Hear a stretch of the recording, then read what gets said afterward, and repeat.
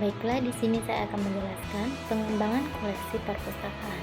Nah, yang dimaksud dengan pengembangan koleksi perpustakaan adalah upaya yang dilakukan perpustakaan untuk memenuhi kebutuhan pemustaka yang mencakup berbagai kegiatan seperti penyusunan kebijakan seleksi, penilaian kebutuhan pemustaka, analisis koleksi, penyeleksian, rencana berbagai sumber, dan evaluasi.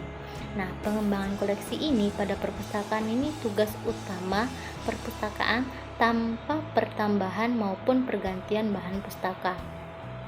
Pengembangan koleksi juga mencakup semua kegiatan untuk memperluas dan memperbanyak bahan perpustakaan di perpustakaan. Hal ini ditekankan terutama dalam aspek seleksi dan evaluasi bahan pustakaan. Pengembangan koleksi ini juga dilakukan untuk meningkatkan jumlah koleksi dari segi kualitas.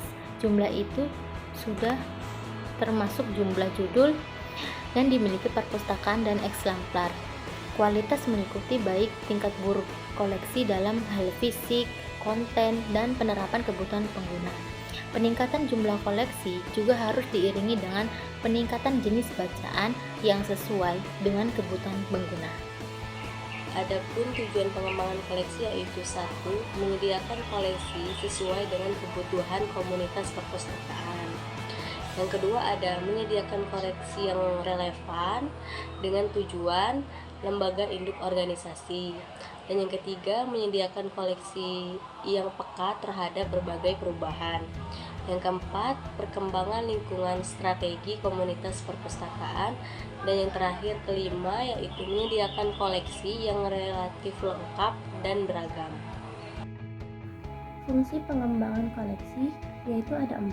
Yang pertama itu menjadikan dokumen untuk disosialisasikan kepada masyarakat agar masyarakat mengetahui mengenai macam-macam jenis dokumen dan informasi yang ada di perpustakaan. Yang kedua, informasi bagi masyarakat tentang prioritas koleksi, mendorong pemikiran tentang prioritas secara organisasi untuk koleksi. Yang ketiga, komitmen sasaran organisasi. Yang keempat, sebagai standar belanja material koleksi. Di sini saya juga akan menjelaskan mengenai jenis-jenis alat yang digunakan sebagai alat bantu dalam pengembangan koleksi.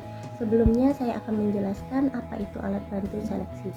Jadi alat bantu seleksi ini adalah alat yang dapat membantu pustakawan untuk memutuskan apakah bahan pustaka dapat diseleksi.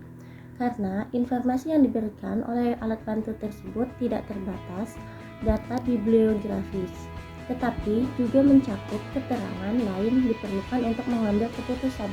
Contoh alat bantu seleksi antara lainnya, yang pertama itu ada tinjauan buku atau bahan pustaka lain. Yang kedua ada daftar judul untuk jenis perpustakaan tertentu seperti core atau list subjek tertentu atau kelompok tertentu. Yang ketiga ada katalog perpustakaan dan indeks seperti book, review, indeks, dan sebagainya.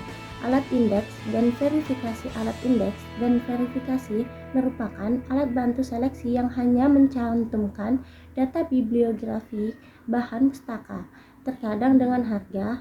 Alat seperti ini biasa dipakai untuk mengetahui judul yang sudah diterbitkan atau yang akan diterbitkan dalam bidang subjek tertentu, seperti mengetahui verifikasi apakah judul atas nama pengarang, harganya, terbitan berseri, atau bahan pandang dengar masih ada di pasaran dan verifikasi atau tidak.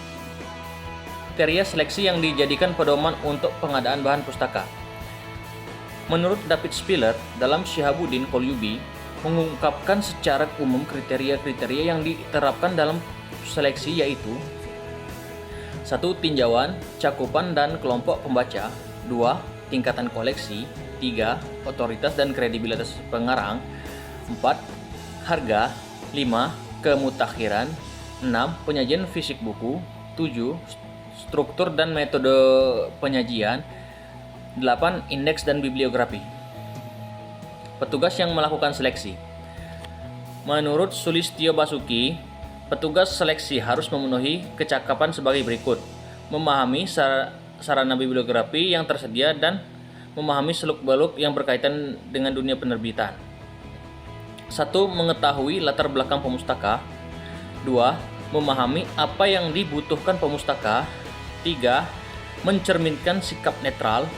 4. Mengetahui secara mendalam bahan pustaka yang ada di perpustakaan. 5. Menguasai teknik membaca dan menganalisis bacaan dengan baik. Menurut Evans, dalam Kolyubi, selektor yang baik harus memenuhi kriteria sebagai berikut. 1. Memahami secara sungguh-sungguh kegiatan yang dikerjakan. 2. Hendaknya mempelajari seluk-beluk bidang penerbitan. 3. Mengetahui para editor buku dan produser bahan audiovisual. 4. Mempelajari penerbit yang memproduksi bahan terbaik bagi perpustakaan serta iklannya.